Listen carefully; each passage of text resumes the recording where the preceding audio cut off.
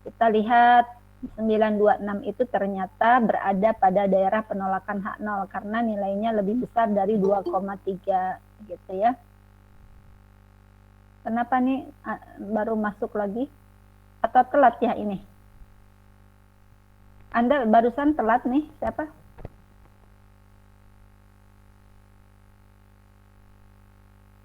Yang baru gabung.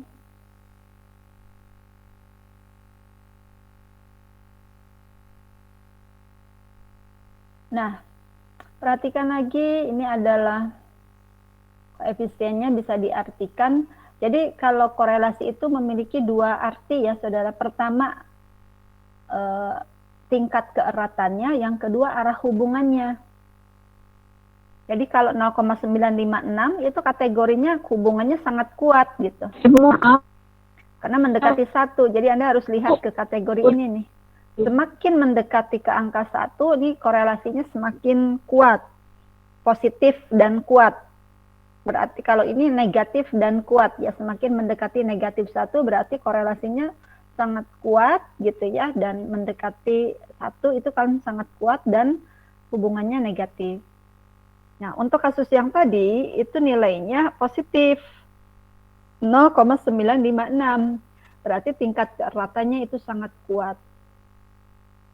Jadi dua arti nih, jangan lupa, bukan hanya kuat dan tidak kuatnya atau erat dan tidak eratnya, tetapi apakah hubungannya itu positif atau negatif. Nah, jadi kalau Anda baca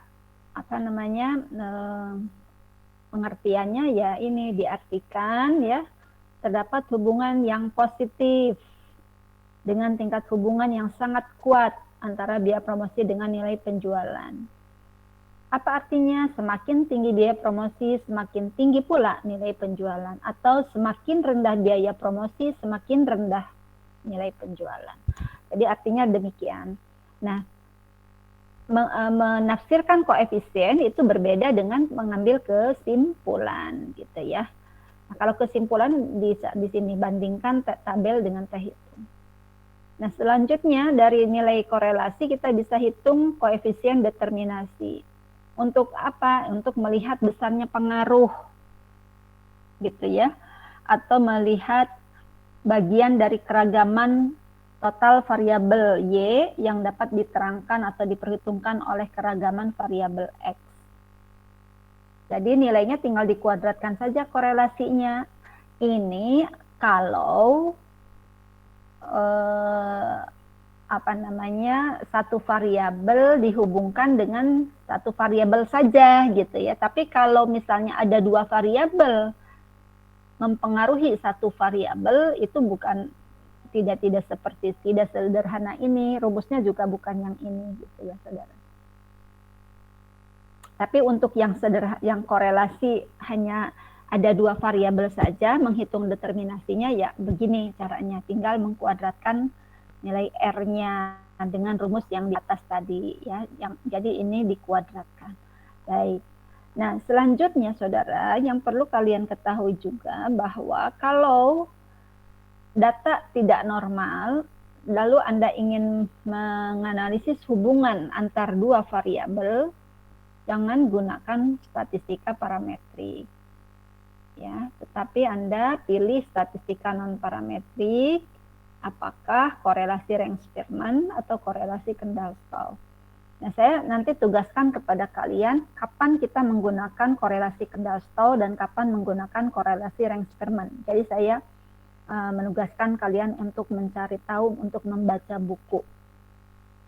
Nah, rumus dari korelasi Spearman yang saya jelaskan di sini Spearman. Ini ada dua, saudara. Ada rumus yang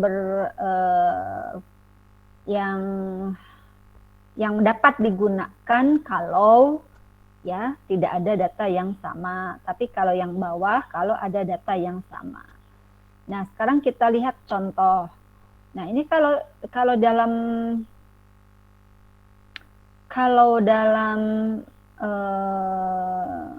angka-angka ada data, coba Anda perhatikan di sini nih, ada data yang sama tidak? Gitu ya. Kalau tidak ada, maksudnya gini, 96 itu hanya satu buah gitu.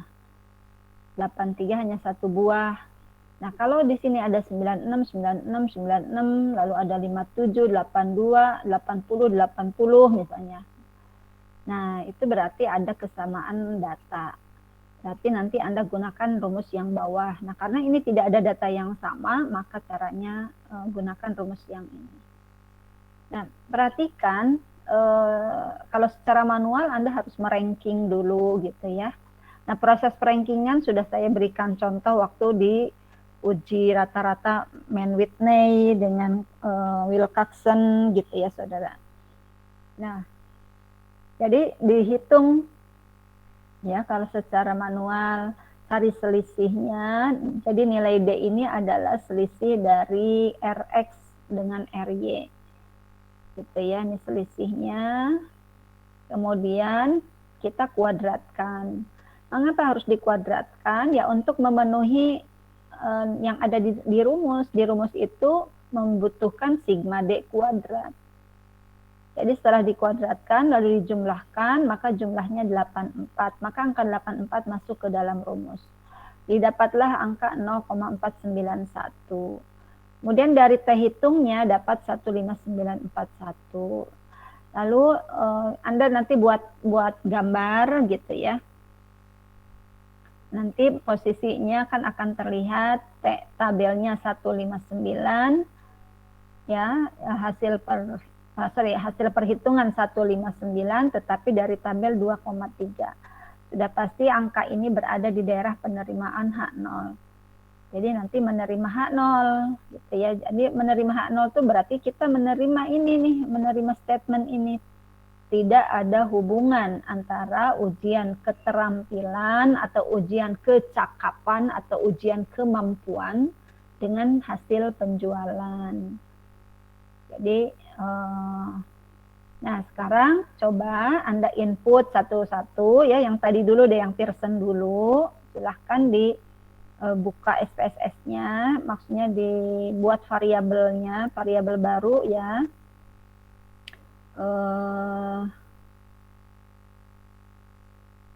Yang ini dulu. Tadi itu datanya kan tentang biaya promosi dan hasil penjualan. Jadi Anda buat variabel view, diklik, lalu buat nilai penjualan dan biaya promosi. Nah, terus nanti datanya dimasukkan, diketik. Silahkan. Nanti saya akan minta satu orang untuk menampilkan outputnya. Nah, caranya saudara, sebentar dulu. Nah, kalau sudah masuk datanya seperti ini gitu ya, nilai penjualan atau hasil penjualan dengan biaya promosi, nanti Anda klik ini, analyze gitu ya. Kemudian klik correlate, ya perhatikan tahapannya diingat. Kemudian klik divariate. Kedua variabel ini dimasukkan. Ya, lalu di sini ada pilihan Pearson, sudah terchecklist otomatis. Lalu di sini ada pilihan two tail dan one tail ya, sesuai dengan hipotesis yang ditulis di PPT, saya pilih two tail ya karena H1-nya tidak sama dengan tandanya. Jadi langsung oke gitu ya. Nah, nanti ada outputnya. Nah, nanti output itu Anda lihat cocok tidak jawabannya, nilai R-nya itu sama dengan 0,956 dan T hitungnya 926. Jadi dua angka ini ya dicocokkan dengan perhitungan software. Silahkan.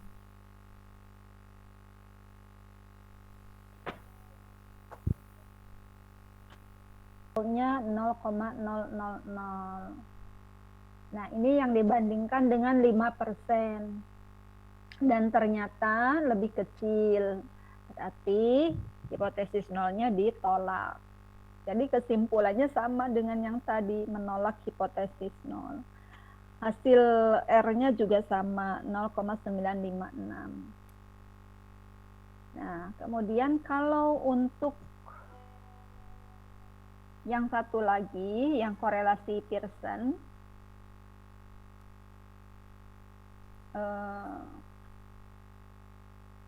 korelasi Pearson yang ini ya. Nah, Anda coba diinputkan lagi data ini, Anda buat variabelnya adalah hasil penjualan dengan skor kemampuan.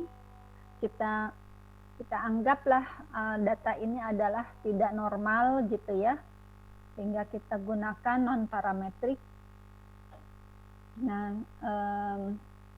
Anda buat seperti ini, ya ininya measure-nya scale, kemudian masukkan data, nah, terus nanti analyze-nya ke non-parametrik ke sini saudara, ke correlate, kemudian di sini ada bivariate.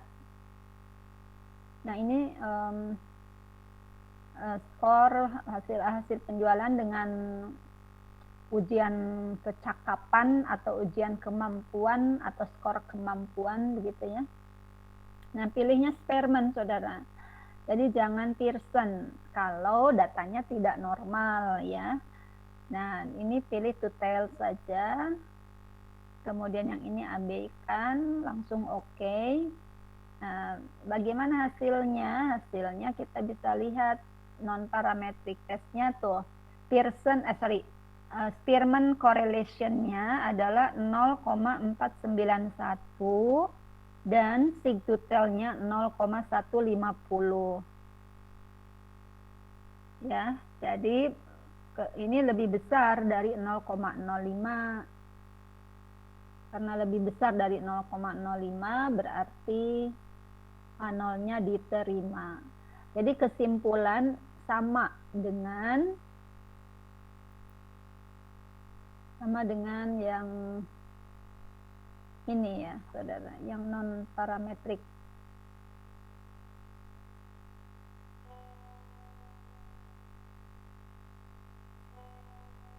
Nah nilainya juga 0,491 nih dari hasil hitungan manual, persis sama. Kemudian H0-nya diterima karena tadi kan 0,15 ya, lebih besar dari 5%. Nah untuk hitungan manual juga sama, 1,59-nya lebih kecil dari tabel. Jadi berada di daerah penerimaan H0. Jadi sama-sama kesimpulannya, ya baik dengan hitungan manual maupun dengan menggunakan SPSS. Nah silakan Anda buktikan ya. Kalau sudah selesai input tinggal Anda klik. Nah satu hal yang harus diingat, nilai korelasi dari non-parametrik dari rank Spearman itu tidak bisa dikuadratkan. Kalau yang tadi, yang Pearson itu bisa menjadi koefisien determinasi ya. Jadi kuadrat dari Pearson correlation itu merupakan koefisien determinasi. Tetapi kalau untuk yang korelasi rank Spearman itu tidak bisa dikuadratkan. Gitu ya. Jadi kalau suatu saat Anda melakukan penelitian judulnya misalnya hubungan antara kompensasi dengan kepuasan kerja misalnya, atau hubungan antara kompensasi dengan kinerja karyawan. Nah misalnya datanya tidak normal gitu ya, udah Anda jangan ya sebatas hubungan saja gitu. Jadi tidak boleh menjadi pengaruh gitu. Tidak ada koefisien determinasinya tidak bisa dihitung. Saya tuh penasaran kenapa suara kalian tidak terdengar di saya ya. Jati, tolong dek, kenapa nih kok suara mahasiswa ibu nggak bisa dengar?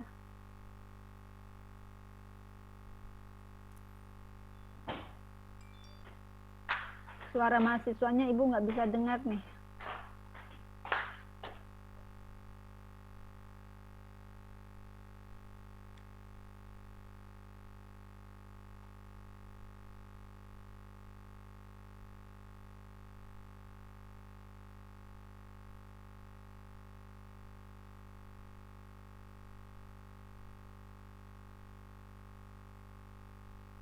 Jelas nggak suara saya?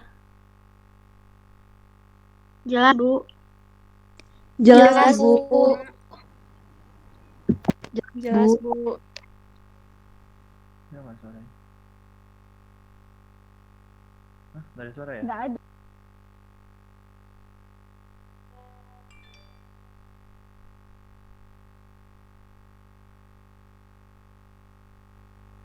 Coba lagi. Oke. Tes. Terdengar nggak sekarang?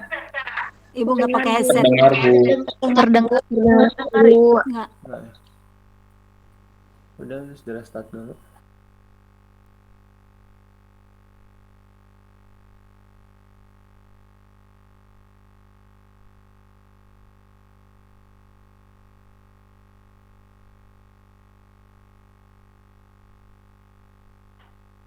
Ya, jadi apa namanya kalau terdengar ya, tapi kita tidak bisa ini ya komunikasi karena ini mungkin harus di restart dulu nih. Baik, ya jadi itu adalah cara. Nah, bagaimana dengan regresi? Nah, regresi ini nanti Anda pelajari ya, saudara. Ini sudah dijelaskan juga. Cuma di di satelit ini yang akan diberikan adalah regresi multiple ya. Nah, jadi nanti Anda pelajari untuk regresinya. Baca lagi. Regresi itu pengertiannya apa gitu. Nah, ya di sini ada 3 jenis data, ada time series, cross section, dan full data. Kalau time series itu datanya seperti ini. Kalau cross section itu bukan waktu tetapi jenis-jenis perusahaan atau jenis-jenis apa ya, pokoknya bukan waktu lah, bukan periode gitu ya. Nama-nama perguruan tinggi misalnya, ya, jumlah mahasiswa di perguruan tinggi A, jumlah mahasiswa di perguruan tinggi B, nah itu datanya cross section. Sedangkan data panel gabungan dari data time series dan cross section. Data panel ini diperlukan ketika kita hanya memiliki periode yang sedikit dan objek yang sedikit pula. Jadi digabungkan. Kenapa kalau 2004 misalnya hanya 2 tahun gitu, 2014 dan 2015 saja kan nggak bisa dihitung korelasi, nggak bisa dihitung regresi gitu ya.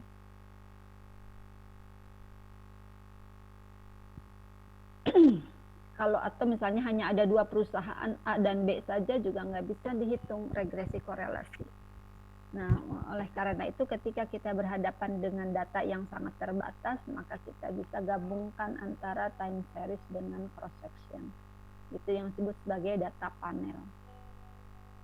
Nah, ini regresi sederhana ya, silahkan Anda pelajari lagi. Kemudian ini apa rumus-rumus hitungnya. Nah, ini output FUs. Nah, kalau kalian sudah punya FUs-nya, ya, FUs itu lebih simpel, tampilannya tuh ya simpel seperti ini begitu saudara ya. Tidak seperti kalau Anda lihat output SPSS itu yang kayak gini-gini tuh muncul gitu ya. Nah, ini kan nggak diperlukan lah sebetulnya. Nah, kalau FUs itu simple. Nah, FUs itu nanti akan saya gunakan ketika menjelaskan regresi multiple ya, saudara. Silahkan ada yang mau ditanyakan di chat aja kalau mau bertanya ya di sini nih.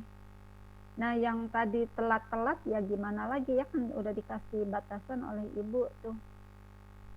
Ada yang karena laptopnya ngeloading terus katanya.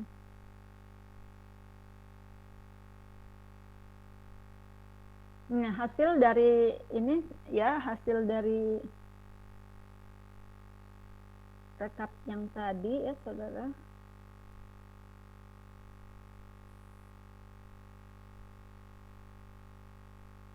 Ini ada yang masih 45, ada yang masih 30 nilainya.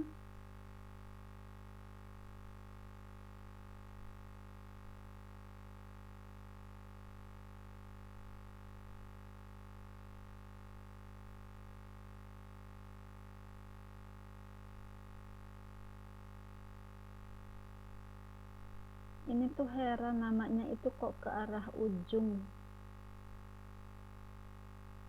94.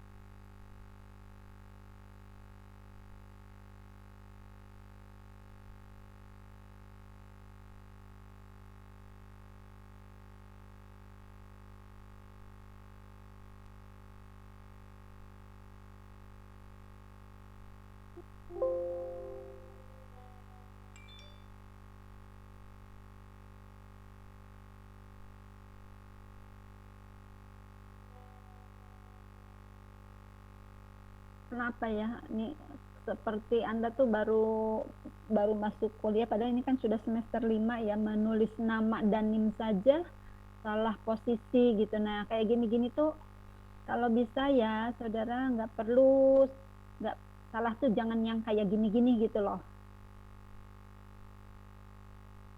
Ini kan jadinya merepotkan. Naufal dan siapa tadi satu lagi ya, jadi tolong perhatikan nanti kalau ujian dengan kayak gitu ya. Ya nim, jangan diisi nama ya jangan diisi nim gitu ya.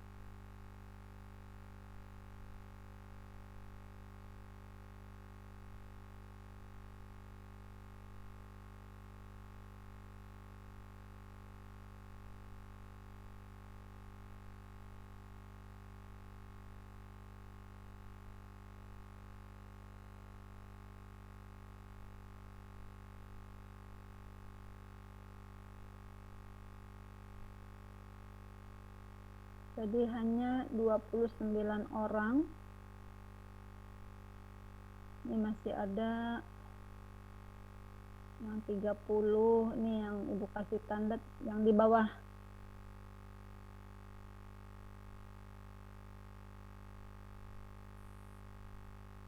Ini terdengar lagi nggak? Maksudnya ini kok suaranya nggak ini ya, saudara, nggak ada respon ya.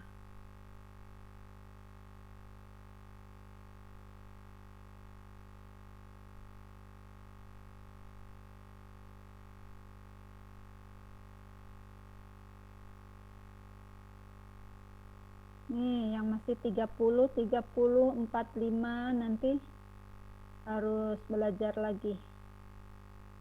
Ya. Nah, terus nanti itu yang untuk bukti uploadnya juga nanti akan saya nilai, saya tambahkan ke sini.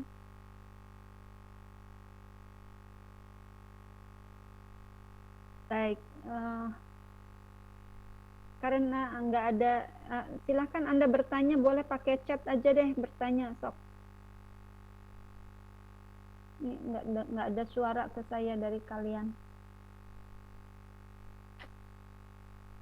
Apa ya?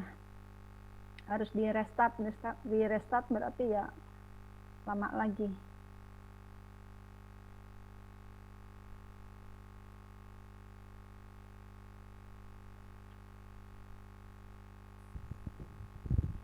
Ya, intinya untuk yang korelasi, regresi, dan determinasi ya tahapannya seperti itu. Nah, sekarang bagaimana kalau kita menggunakan FUSE gitu ya. Nah, ini kalian dari sekarang harus sudah latihan bagaimana input data dengan menggunakan FUSE ya. Nah, dengan menggunakan FUSE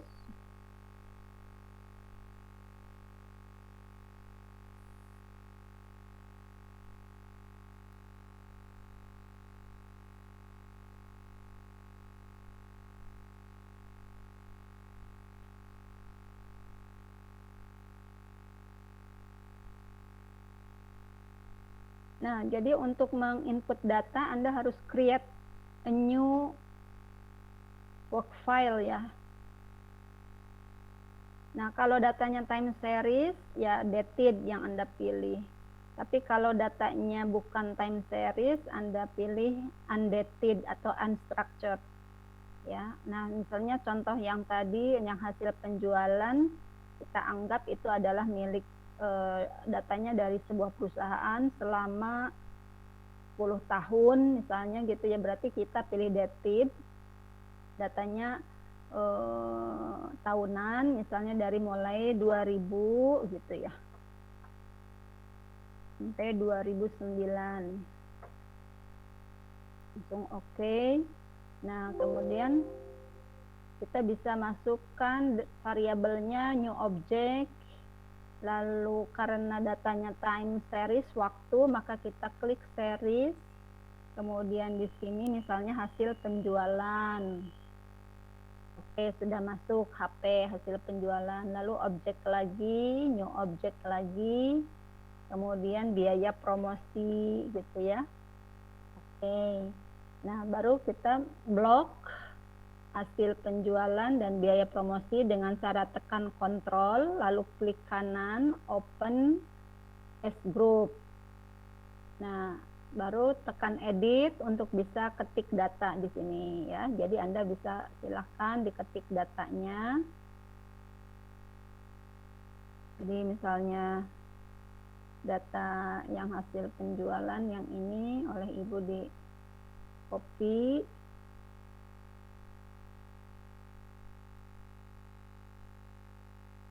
Gitu ya. Nah, kemudian bagaimana cara analisisnya gitu ya. Nah, di sini posisi harus tetap ke blok begitu ya. Misalnya kita mau melakukan analisis korelasi gitu ya.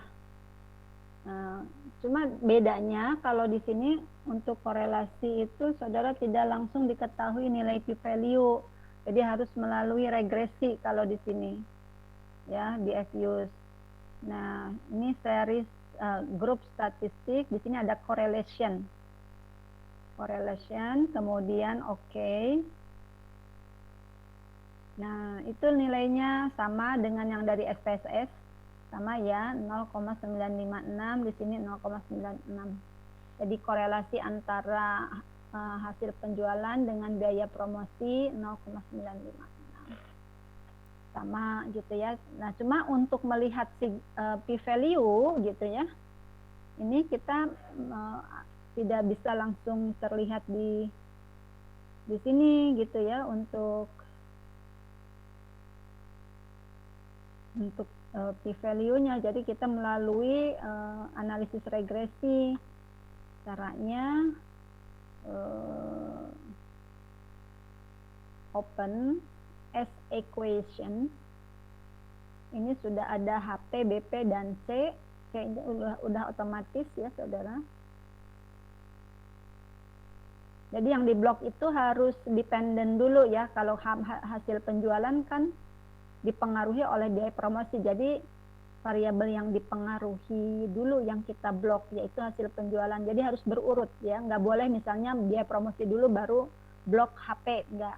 Jadi harus diurut dari variabel yang dipengaruhi atau dependen. Nah, langsung di sini ada least square, udah otomatis oke.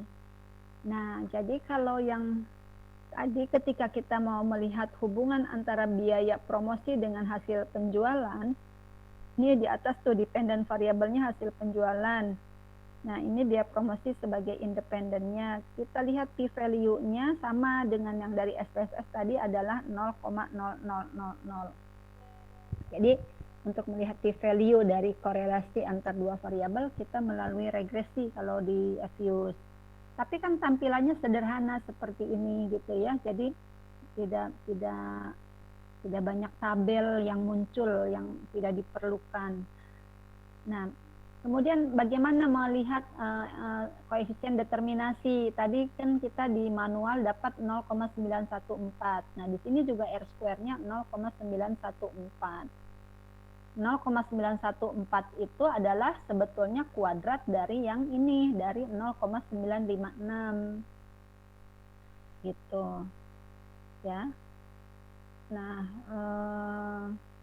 itu gambarannya untuk yang korelasi apa namanya. Nah, kalau kita lihat misalnya yang di sini quick. Jadi memang setiap software itu ada kelebihan, ada kekurangannya begitu ya, saudara.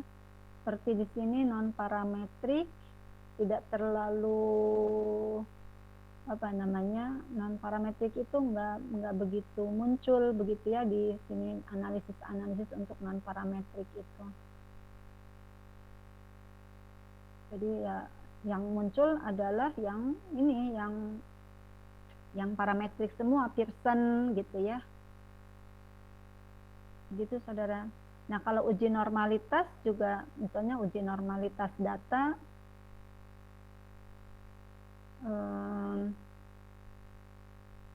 untuk uji normalitas kalau menggunakan FUSE itu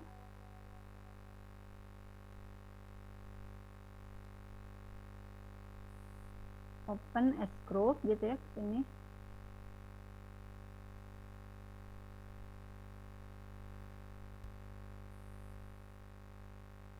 Quick.